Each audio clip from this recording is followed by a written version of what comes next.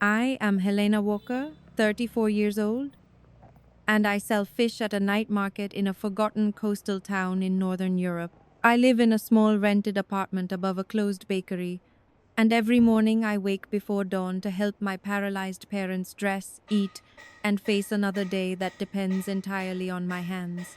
This is not the life people expected of me.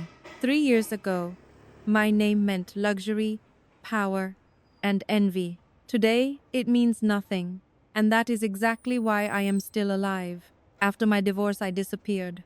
I changed my phone number, my address, and every legal record that could be traced. I took my parents and left without looking back. Everyone we left behind believed I was throwing a tantrum, that I would eventually return and beg for reconciliation. They were wrong. For 3 years, there was no word from me. Not because I was hiding, but because I was done. The illusion broke one night when an old acquaintance recognized me behind a stall of melting ice and raw fish. He stared as if he had seen a ghost and asked where I had gone and when I would finally forgive my ex-husband, Lucas Kane. He said my name with pity, as if I was still the woman who waited patiently at home while her husband ruled the world. I did not answer him. I kept cutting fish, because forgiveness was never part of my escape. Lucas and I had been married for 8 years. To the outside world, we were flawless. He was wealthy, admired, untouchable. I was his elegant wife, always silent, always loyal. Then he fell obsessively in love with a young actress named Claire Young, a woman the media called pure and harmless. He spoiled her openly, protected her fiercely, and turned her into a symbol of his power. Everyone in our circle knew she was his, and no one dared to touch her. I was expected to endure it quietly. Instead, I resisted, and that was when my marriage stopped being a relationship and became a prison. I learned that love can rot into ownership, and devotion can become a weapon. What happened after that was not an accident, and it was not a misunderstanding. It was a slow, deliberate destruction that forced me to choose between disappearing forever or dying where I stood. This is the story of how I chose to vanish. I am telling it now not for sympathy and not for justice, but for clarity. I want the truth to exist somewhere beyond court files and locked memories. I want people to understand that disappearance is sometimes the last form of self-defense left to a woman who has been erased while still breathing. If you are listening, understand this from the beginning. Nothing that follows was sudden. Everything was earned. I survived by leaving, and this opening is only the first breath after years underwater in absolute silence. I married Lucas Kane, believing that time would soften him. I was wrong. In the beginning, he was attentive in a way that felt intoxicating, like being chosen by a man who never lost. He controlled boardrooms, headlines, and people, and when he looked at me, I thought that power stopped. For years, I told myself that was love. By the 8th year of our marriage, I learned it was only possession wearing a beautiful mask. Claire Young entered our lives quietly, introduced as a rising actress who needed guidance and protection. Lucas spoke her name with an excitement he had not used with me in years. At first, I dismissed it as vanity, another toy for a powerful man. But soon, the world around us shifted. He cancelled meetings to answer her calls. He moved contracts to accommodate her schedule. He bought her anything she admired for more than a second. In our social circle, people stopped pretending. Everyone knew Claire was untouchable. She was his indulgence, his symbol, his open secret.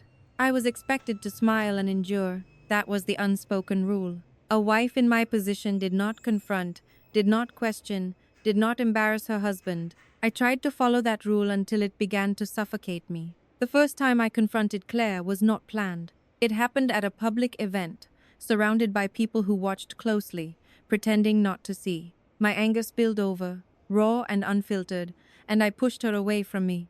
The sound of bodies hitting water echoed louder than my thoughts. Lucas did not look at me with shock. He looked at me as if I had damaged something he owned. To appease her, he abandoned a $1 billion deal and flew her to Iceland to watch the northern lights. I stayed behind, managing the silence he left. That was when I made my second mistake.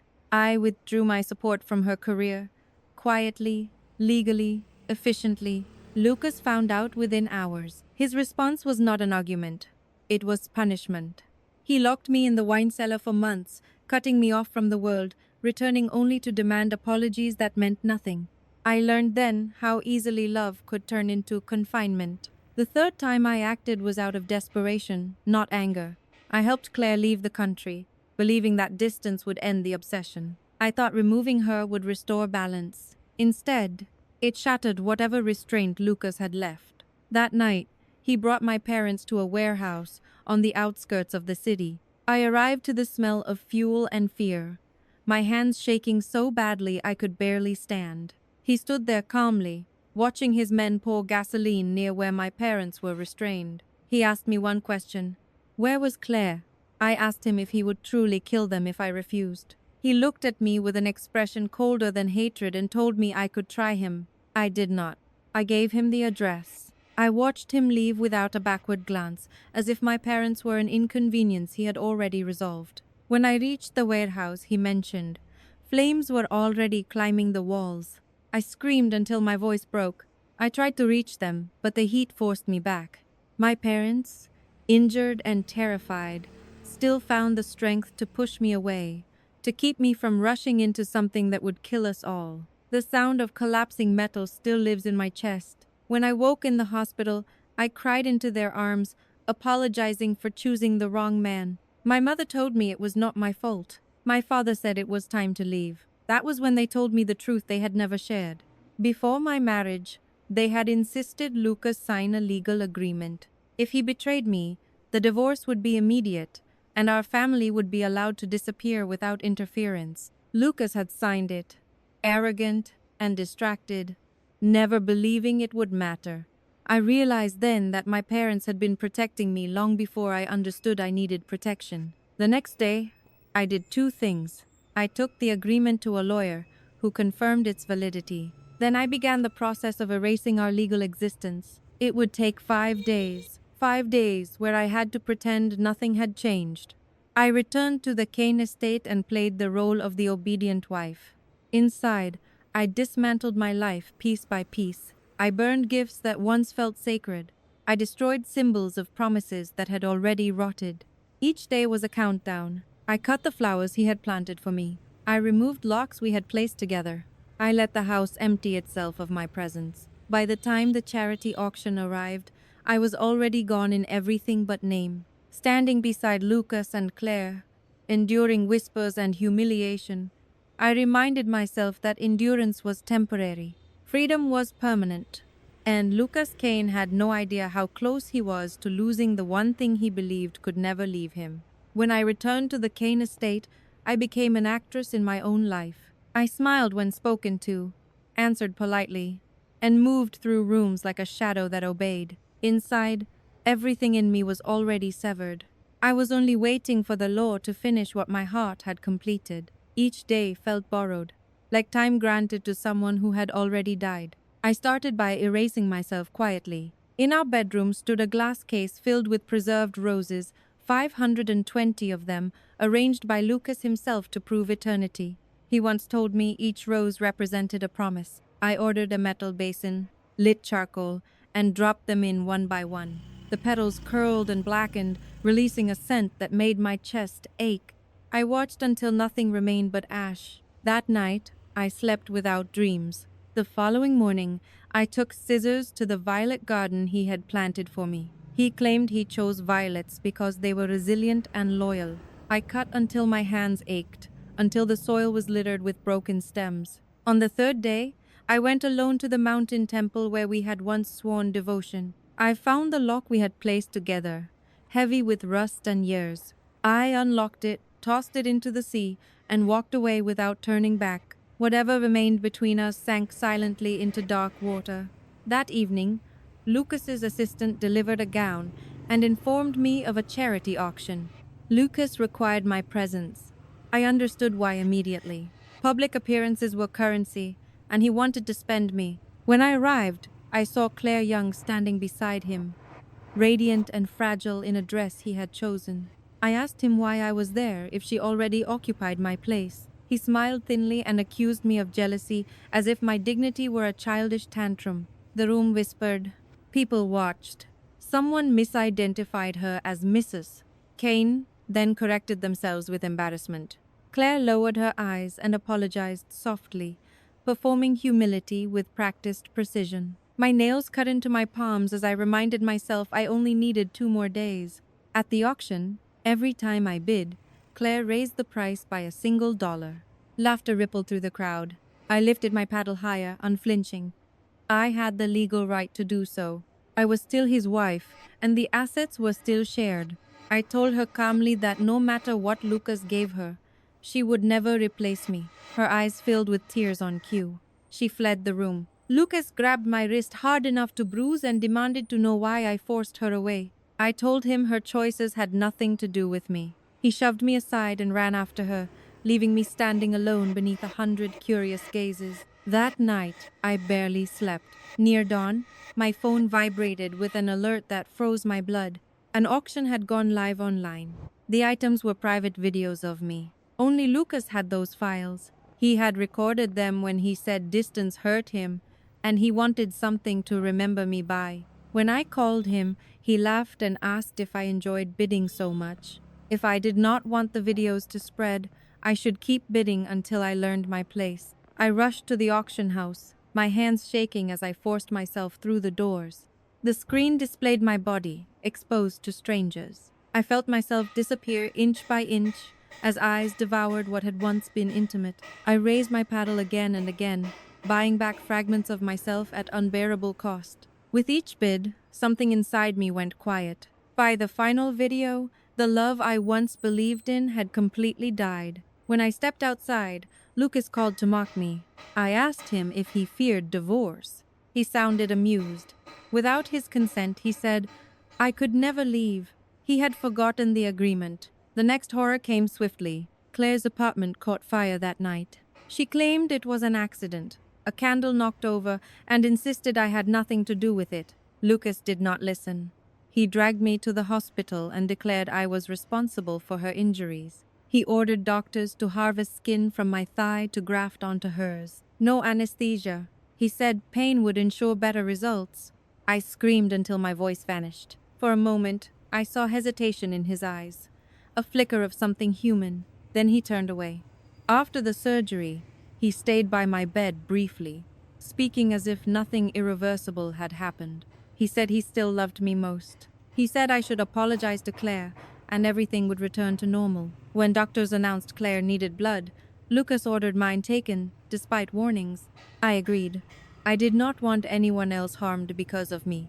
As the blood drained, the world dimmed. I woke the next afternoon, weak and hollow. Lucas arrived with a box of pastries I once loved. He told me weekends would be mine, weekdays hers. He called it compromise. I said goodbye calmly. He did not understand. As soon as he left, a message arrived. The erasure was complete. I removed the IV myself, ignored the nurses, and walked out carrying nothing but a bag I had prepared long ago. By the time Lucas realized I was gone, I was already past the point of return. By the time Lucas understood I was truly gone, the law had already severed what his power never could. The agreement he had signed years ago activated without ceremony, without confrontation, without asking his permission. There was no dramatic court appearance, no public spectacle. The divorce existed the moment the documents were verified. Quiet, immediate, final. I boarded the plane with my parents that same evening. My body was still weak from blood loss, every step measured, every breath shallow, but my mind had never been clearer. At the security checkpoint, my mother clutched my arm, as if afraid I might disappear again. I promised her I would not. I only removed the life that had been killing us. When we reached our seats, I took out my phone, removed the SIM card, and dropped it into the trash. I slipped the wedding ring from my finger and left it there too. I did not cry. I had already spent all my tears. While the plane lifted into the dark, Lucas sat beside Claire watching a movie, his arm around her shoulders. He felt something tighten in his chest, an unfamiliar emptiness that annoyed him more than frightened him. He asked her what was wrong with the sound. She smiled and leaned closer. He told himself the feeling was nothing. He had always believed I would return. I always had. 3 days passed before irritation became unease. Claire tried everything she knew to keep his attention, but it no longer worked. The novelty faded quickly once he no longer had to fight for it. He checked his phone repeatedly, annoyed that my messages had stopped entirely. I had done exactly what he claimed he wanted, and somehow that unsettled him. On the fourth day, he drove back to the estate. The house greeted him with darkness. No lights. No movement. He walked through room after room, calling my name, growing louder each time, anger replacing uncertainty. But the house was empty. Dust had settled. Flowers had died. My belongings were gone. Even the violets were missing. That was the moment panic finally surfaced. He called me. The number no longer existed. He called my parents. Same response. He contacted staff, lawyers, investigators. No one could find us. His confidence began to crack. He told himself I was hiding to punish him, that I would reappear once fear took hold. He had always believed I needed him more than he needed me. The report arrived a week later. His assistant stood in front of him, voice barely steady, explaining that the divorce had been legally executed using a premarital agreement Lucas himself had signed. The document had allowed immediate dissolution upon infidelity. My parents and I had also terminated our household registrations and left the country. There were no current records, no addresses, no contacts. Lucas stared at the file until the words blurred. Slowly, memory returned. The signature, the day he had laughed and signed without reading, certain nothing could ever touch him. Rage followed, hot and violent. He ordered everyone out and destroyed his office in silence. Not because he loved me, because he had lost control. His anger turned outward. Evidence surfaced, revealing Claire's manipulations, the staged tears, the provocations. The recordings were undeniable. He confronted her with fury he had once reserved for me. She begged, denied, pleaded. It did not matter. He ensured she paid for every humiliation she had engineered, then discarded her without ceremony. It brought him no relief. Months passed. He traveled constantly, chasing rumors of my presence across continents. Each lead dissolved into nothing. I was always gone before he arrived. Slowly, exhaustion replaced obsession. His body thinned. His eyes darkened. Regret crept in, not as love, but as loss. He had believed ownership was permanence. He had been wrong. In a small coastal town far from his world, I built a life so quiet it almost felt unreal. I learned the rhythm of tides and markets, of simple routines and honest labor. My parents healed slowly. We spoke little of the past. It no longer needed language. Peace arrived in fragments at first, then stayed.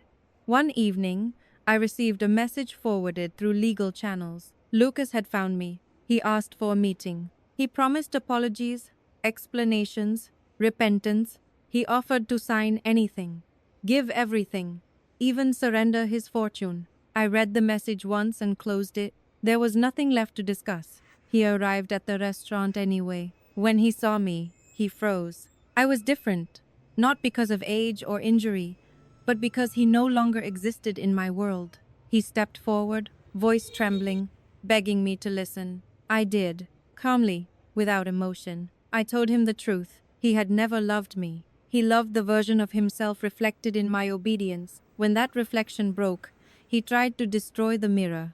I told him that if he truly wanted redemption, he would leave and never return. He reached for me. I stepped back. Ethan stood then, placing himself between us without a word. He did not threaten. He did not posture. He simply existed as proof that love could stand without domination. Lucas looked at him, then at me, and finally understood something too late. He had already lost. When Lucas left, he did not look back. I did not watch him go. My life had moved forward long before that moment. I did not need his suffering to validate my freedom. He would carry his choices for the rest of his life. I would not. Some endings do not require revenge. Some only require absence.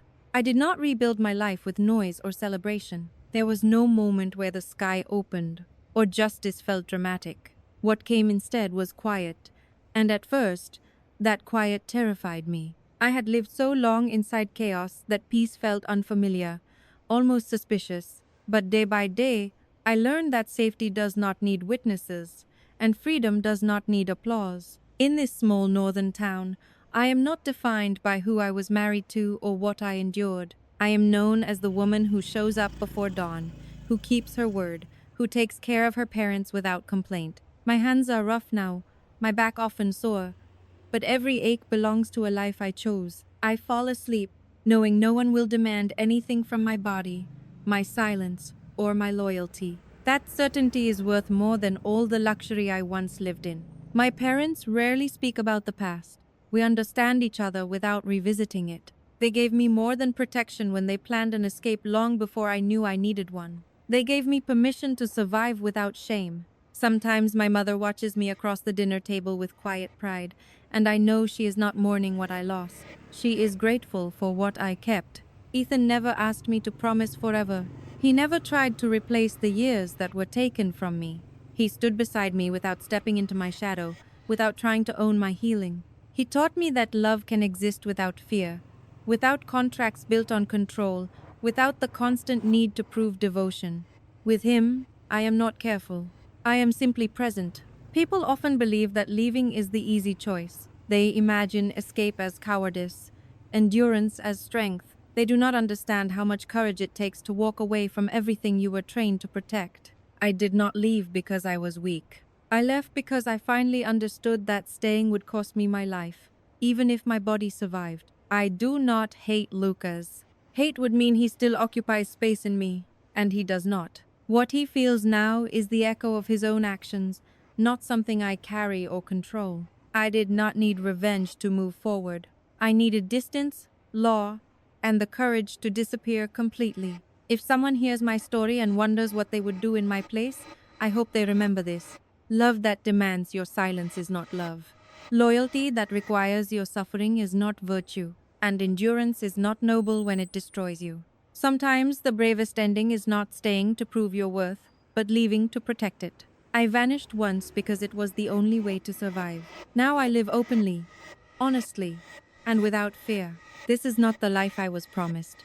It is the life I chose, and for the first time, that choice belongs entirely to me.